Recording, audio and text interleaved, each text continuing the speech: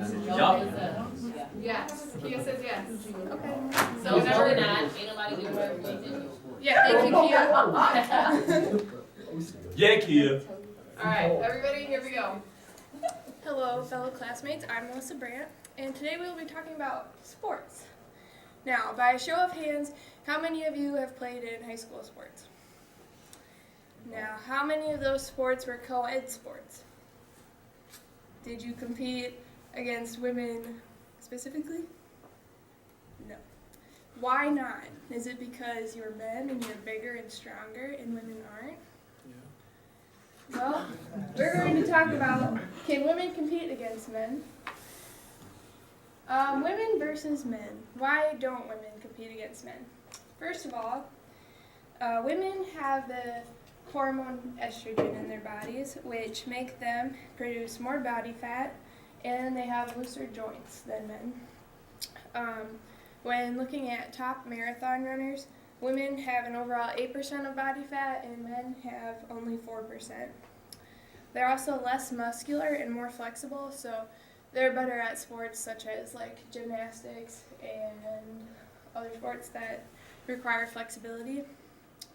And men have the hormone testosterone, which means that they have greater muscle mass, they have larger skeletal muscles and larger hearts, and they also produce type 2 muscle fibers, which generate more power, speed, and strength, and they produce more red blood cells, which allows them to absorb more oxygen, which means they have a higher endurance in sports.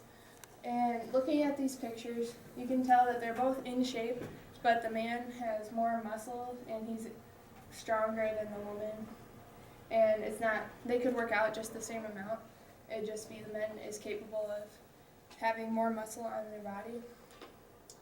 So why can't women and men compete against each other in non-contact sports? These are sports where physical abilities aren't really necessary. It's more of a mental game. So these sports would be like bowling, racing, golfing, shooting, equestrian, and sailing. These are just examples of some non-contact sports where they have men and women's leagues. But the question I'm asking is why can't they compete against each other in these sports? Because it doesn't really have anything to do with their physical build. The first example I looked at was bowling. This is Kelly Kulick. She's a professional bowler, and she bowled in the Professional Bowlers Association Tournament of Champions, and she beat Chris Barnes by 70 pins, and she is a woman who beat a man in the sport. And one of her quotes that she said after winning was, "Truthfully, I don't want to bowl against Chris Barnes every week. I just beat him the first time." So she agrees that women can't really compete against men in bowling. One thing that was explained to me was that in bowling, men and women have different styles of bowling, and because of the different spins they use on the balls, it picks up different oil off of the lanes, and it wouldn't be a fair competition if men and women competed against each other. So this is just like a rare occurrence that a woman could beat a man, but it is possible to happen.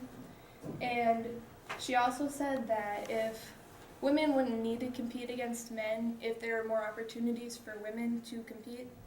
So if there were more opportunities for women to compete against other women, they wouldn't be competing against men, and women would like that better than having to compete against men. My next example is golfing. Annika Sorenstam, she competed in the PGA Tour's Bank of America Colonial Tournament, and she placed very well in it.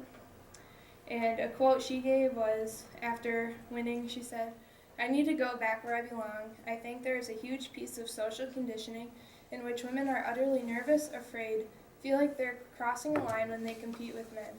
So she also agrees that women don't really belong in men's sports and men don't belong in women's sports. They should be separate.